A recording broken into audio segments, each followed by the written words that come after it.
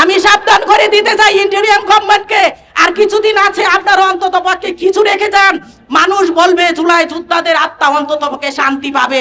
আপনারা জানেন রক্তের উপরে দাঁড়িয়ে আপনারা বুক বিলাস করছেন, একটা প্রতীয়মান কিছু রেখে যান। কিছুই তো রেখে যেতে পারেননি। শিক্ষা প্রতিষ্ঠানে আসেন, 500 টাকা প্রম, এবার 1500, 1000 টাকা, 1200 টাকা করেছেন। ভর্তি ফি আপনারা 1 লাখ 1.5 লাখ টাকা বাড়িয়ে দিয়েছেন।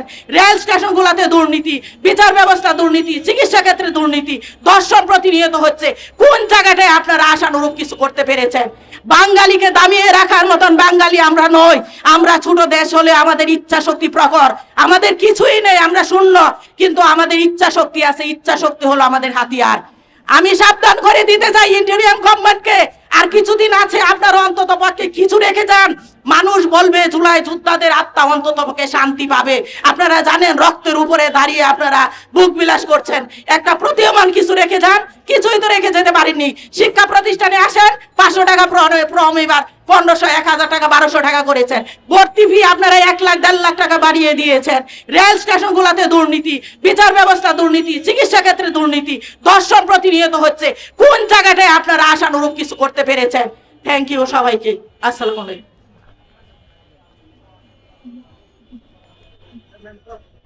বন্ধুগণ, এখন আপনাদের সামনে বক্তব্য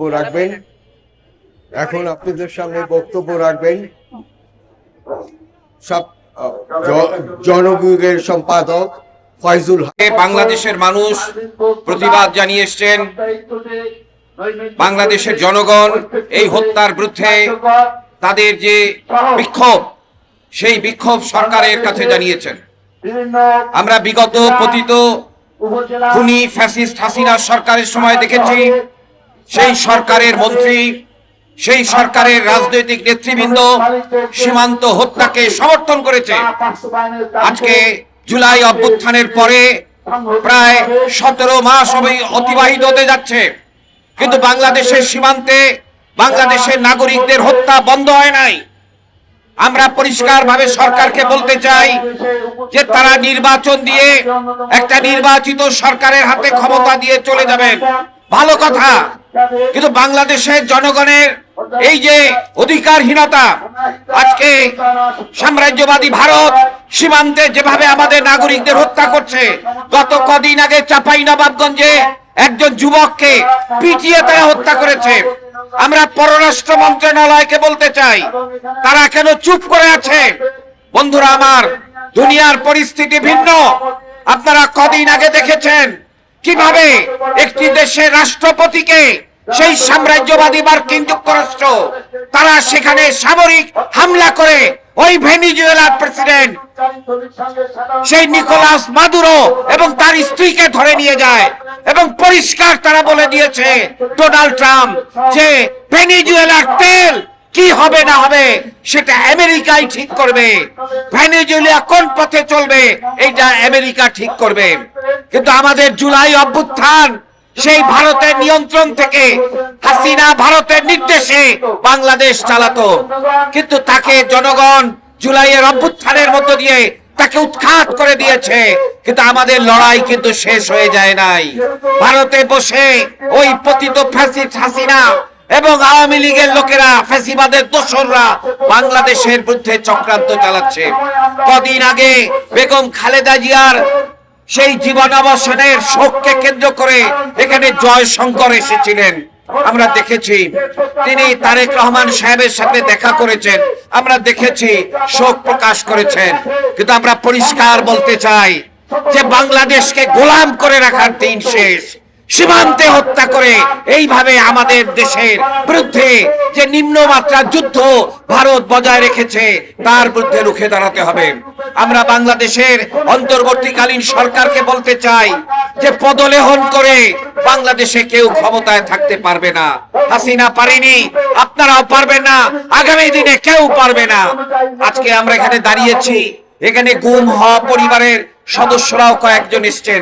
আপনারা জানেন, আপনারা শুনেছেন যে বাংলাদেশ থেকে গুম করে ভারতে নিয়ে যাওয়া হয়েছে। এই যে গুম, এর পেছনেও ভারত রাষ্ট্র জড়িত রয়েছে। আমাদের বিডিআর এর সেই অফিসারদেরকে বিডিআর বিদ্রোহের নামে হত্যা করা হয়েছে। সুতরাং বাংলাদেশের জনগণকে বুঝতে হবে যে নির্বাচনের মধ্য দিয়েই খালি একটা সরকার করলে হবে না, নির্বাচিত সরকার। আজকে আমাদের জীবনের নিরাপত্তা চাই, আমরা শান্তি চাই। এখানে হোটেল শ্রমিকদের তাদের মজুরির দাবিতে তারা আন্দোলন করছেন, এখানে দাঁড়িয়ে আমরা তাকে সমর্থন করতে চাই। আমরা বলতে চাই তাদের দাবি মেনে নিতে হবে, এবং আমরা এই সঙ্গে বলতে চাই যে আজকে শ্রমিকদের যে আন্দোলন, সেই আন্দোলনকেও কিন্তু গুম করে দমন করা হয়, বহু শ্রমিক নেতাকে গুম করা হয়েছে।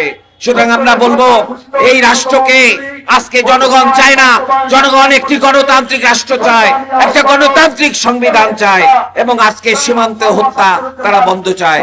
বাংলাদেশের জাতীয় স্বাধীনতা এবং সার্বভৌমত্ব রক্ষার জন্য আমাদের লড়াই চলবে। মেহনতি মানুষের জয় হোক, দুনিয়ার মজদুর এক হোক, ইনকলাব জিন্দাবাদ। সংগ্রামী বন্ধুগণ, আমাদের এই স্টেজের সামনে দুই পাশে যারা দাঁড়িয়ে আছেন সবাইকে অনুরোধ করব সামনে যে দাঁড়ানোর জন্য। এই দুই পাশে যারা এখানে দাঁড়িয়ে আছেন সবাই বন্ধুগণ এখন বক্তব্য রাখবেন, এবং আমাদের আজকের এই এর শেষ বক্তা সমাবেশে আমেনা আক্তার বৃষ্টি, তার স্বামীকে গুম করা হয়েছিল। আমি অনুরোধ করবো তাকে বক্তব্য রাখবেন। সামনে যে দাঁড়াবেন আমাদের